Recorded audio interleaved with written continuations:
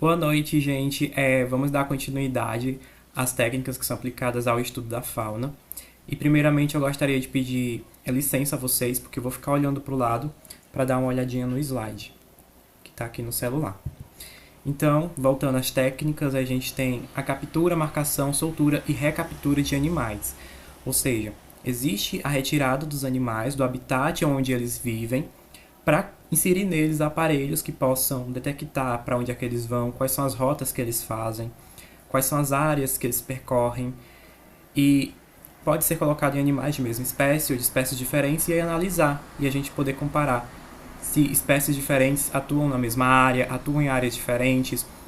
Na imagem a gente consegue ver são três onças pintadas, machos, e também tem uma fêmea e um puma. E a gente consegue ver aonde é que esses animais eles estão, né, quais são as rotas que eles fazem. Aí a gente tem as rotas deles em determinado espaço.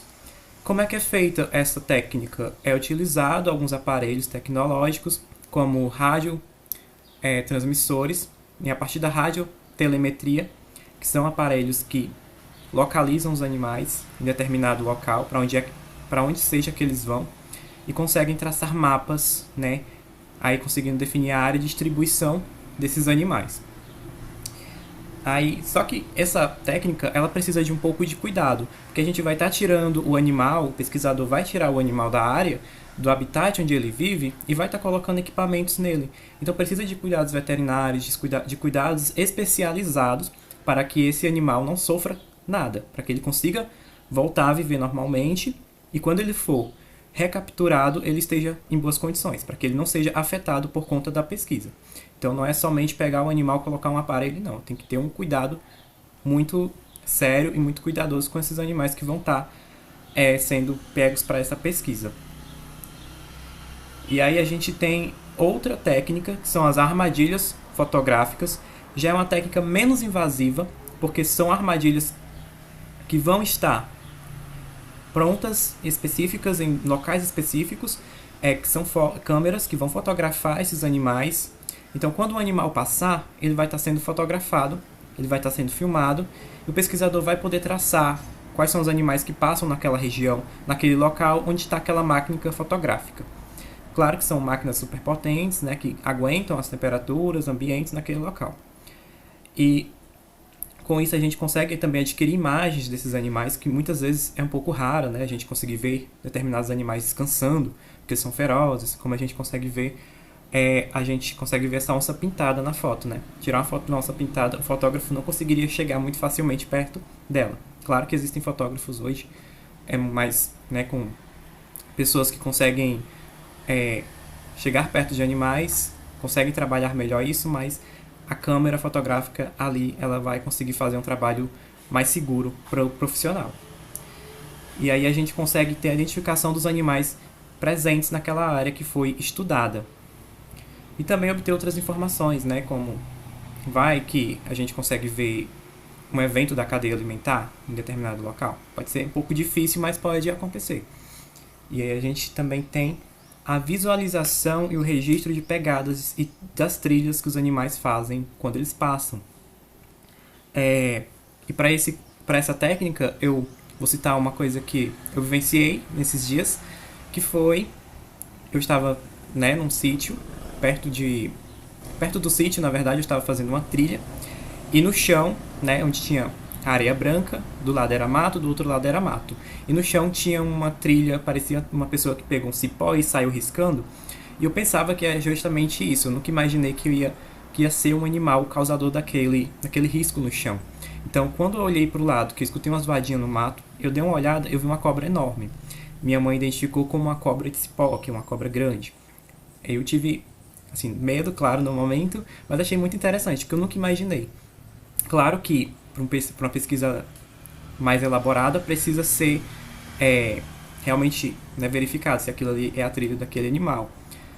Mas é muito interessante a gente ver que trilhas, pegadas, são usadas como pesquisa, né, para ver quais são os animais que existem aqui naquela área, qual é o animal causador daquela pegada, daquela trilha. E não é somente fotografar, né? Pode se fotografar, pode fazer um desenho para usar como pesquisa depois. Mas é também várias características daquela pegada, daquela trilha, que é deixada por aquele animal que são estudadas, como o tamanho, a velocidade pode ser também estudada. A partir do momento que a gente tem pegadas muito próximas, a gente pode deduzir que o animal estava somente andando. Mas se são pegadas muito largas para aquele animal não tem patas muito longe uma da outra, mas as pegadas deles são muito longe. Então ele podia estar correndo ou pulando, então fugindo de outro animal. Ou então pode-se identificar novas espécies naquele local pelas próprias pegadas, né? Que foi identificada a pegada de um animal que não é muito comum naquela região. E aí a gente tem também a visualização e o registro de resíduos ou restos de animais. E aí a gente vai ter animais que morreram, deixaram seus vestígios ali. O corpo, a carcaça, os elementos que faziam parte do corpo do animal vão estar presentes ali e vamos conseguir verificar qual era o animal que estava ali, por que ele morreu, às vezes pode-se achar a causa da morte. Mas também não somente os restos dos animais, as carcaças, mas também os restos de alimentação podem servir como base.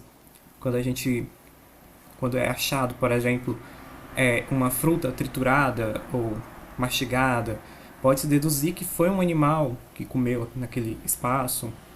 E aí os restos de alimentação dos animais vão servir, né? Se for um outro animal encontrado morto,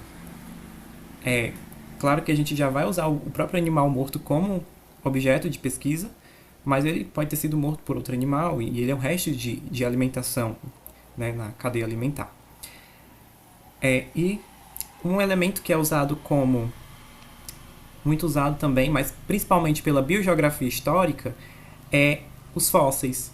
E a gente tem a subclassificação dos fósseis, que são os somatofósseis, que são os restos dos animais, né, que entram em decomposição, que são estudados após um período. E os icnofósseis, que são esses restos, né, de alimentos que são deixados pelos animais. Também podem ser utilizados como pesquisa. E dando sequência à última técnica, né, para o estudo dos animais, nós temos a visualização, registro de locais de repouso, refúgio, ninhos, tocas e abrigos de animais, né? E nessa questão a gente analisa aonde os animais ficaram em determinado momento. Pode ser os locais onde eles estacionaram para fazer ninhos, abrigos. E ali a gente pode encontrar vestígios, como no exemplo as aves, elas podem deixar restos, deixar penas. Qualquer animal pode deixar ali um resto de comida que levou e comeu e deixou naquele local. E outros vestígios também. Né? Nenhum vestígio pode ser descartado na pesquisa. E aí a gente pode comparar. Né? Determinada região tem abrigos de determinados animais. Então, aquele animal certamente vai estar naquela região. E aí pode-se deduzir que existe a presença e a distribuição desses animais nessa região estudada. Bem, pessoal, dando continuidade ao trabalho, a gente vai tratar das técnicas utilizadas para o estudo da flora. De igual modo, o da fauna inicia com a técnica de registros históricos, observar desenhos ou rascunhos de viagens de naturalistas ou informações em obras literárias que possam ser importantes para saber onde ocorreram certas espécies, para fazer comparações. Então, essa é uma das importantes técnicas utilizadas para esse estudo.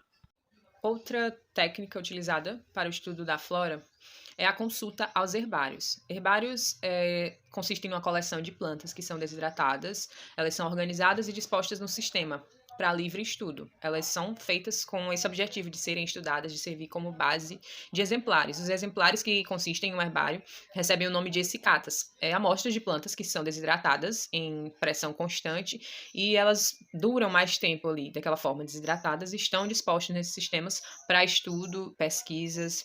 Eu tenho um exemplo aí na imagem de uma essicata. Outra forma de estudar a vegetação se dá pela caracterização daquela área, do estado daquela área, se ela se encontra em conservação, em regeneração ou em degeneração, ou também em sucessão ecológica. Observando uma certa área e comparando-a ao seu entorno, tendo informações já conhecidas sobre aquela área, sobre aquela vegetação que compõe a área estudada, Tanto essa observação como a análise de fatores que podem trazer consequências negativas, fatores que interferem no andamento, no desenvolvimento dessa vegetação, podem ser observados, como, por exemplo, o desmatamento, utilização de fogo, movimento de massas, erupções. Outro aspecto a ser considerado no estudo da flora é a fisionomia da vegetação.